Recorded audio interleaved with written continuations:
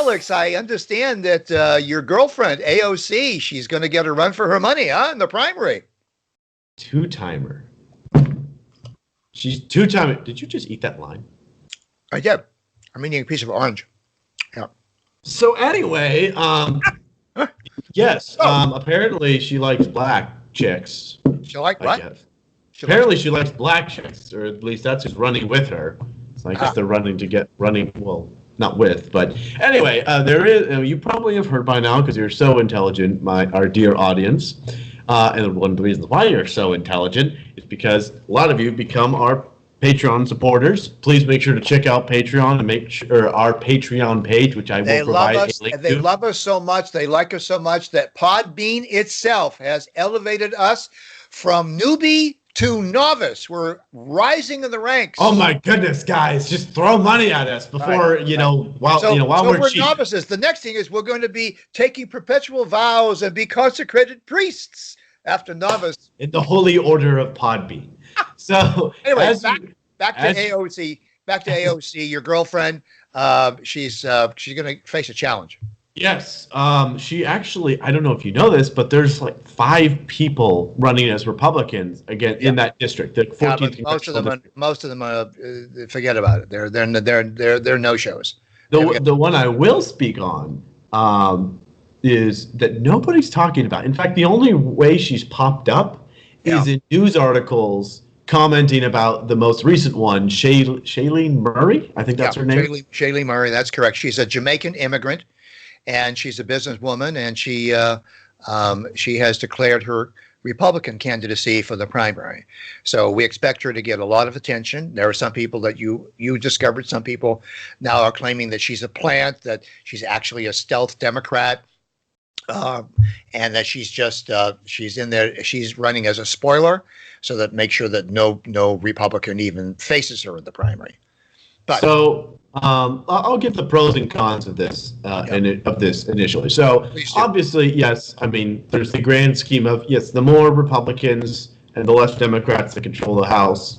Usually that means efficiency and productivity and good things happen. Generally speaking, it's not a rule. Not a firm rule, but overall it's a nice thing. Mm-hmm. However, it's still a deep blue area, and just because AOC is not the most popular local elected official does not mean they're going to go Republican. Right. That's a huge misconception. People, as Nancy Pelosi pointed out, a slice of Swiss cheese can be elected to the Democrat seat in the House in that district. No, she said a glass of water, but in any case. Slice of Swiss cheese, thank you very much. As long as we're going to do fake news, let's do a really good job at it, Well, I mean, slices of cheese stink. AOC smells. In any case, though. I smell, you stink. That's the way. Yeah. In any case, though, the fact that she's this contender, she's hit the ground running. I mean, she really has. I mean, if you see her campaign announcement video, it's very polished. Very good for a primary. She clearly has some dollars behind her. I don't know how she's being funded. I'm sure that'll come up. But the big highlight is that she's black and she's a woman and she's an immigrant. Right. And I'm from Jamaica. From Jamaica. And I'm sitting back here going, since when did conservatives care about a person's skin color or genitalia configuration? I mean. And I'm sure that it's not very hard to be better than AOC. It's really not, but is that really the bar you're going to use in that district? Well, that's the bar they're going to use because that's the game they're playing. They're playing that. One of the telltale things I think that are coming that we'll find out very soon, very quickly, once we check Ballotopia and we find out who is contributing to her campaign, Miss Murray, and how much she's actually raising on her own, not her own money, but outside of her own money.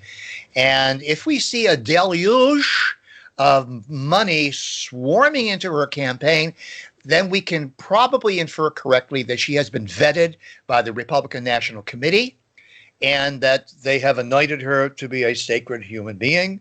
And they have laid hands on her head, and they said, "We anoint you to be taking down the devil herself." What about all the miscellaneous PACs out there? Because there's just about anyone Oh, can there's start a going to be PAC. a ton of money on this. A ton of money. Yeah, I'm just not RNC ordained money, like independent PACs or out there in Nebraska or whatever funding for her. Yeah.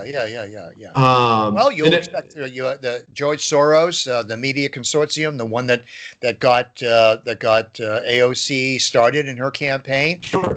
You're going to be sure that they're going to be back. Money is going to be dumped in both sides. Yeah.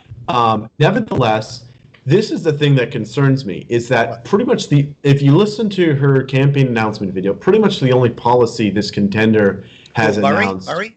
Yes, Murray, is that she will focus more on the district, which is kind of a big deal, because it doesn't matter if you're Republican or Democrat, you should be taking care of your district, making sure that veterans are happy, that they have all their needs met, that the Boy Scouts get their flags, that people visiting get the tour of the Capitol, those basic day-to-day things. I understand everyone wants to grandstand on abortion and minimum wage and all that wonderful stuff, but there's the original purpose. I'm reading the anti-federalist papers right now. The original purpose is just to represent the people and their specific, unique needs.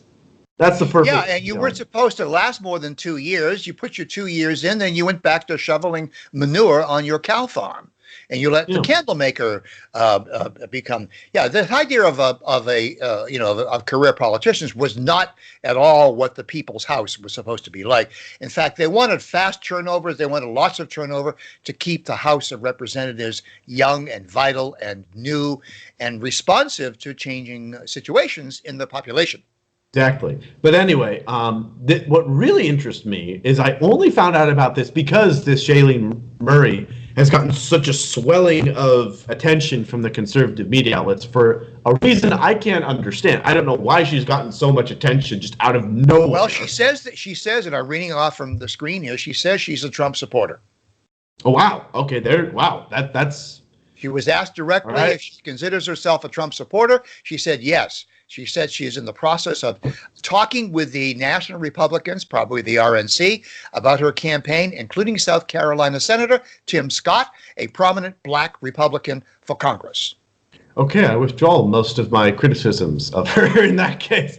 Nevertheless, no, you're being skeptical. No, you're not. I didn't hear any criticism. I said the majority of my criticisms. I want to be very clear. The majority. One thing I do want to mention, though, is this other person running for Congress, which has gotten me really excited. Who's that?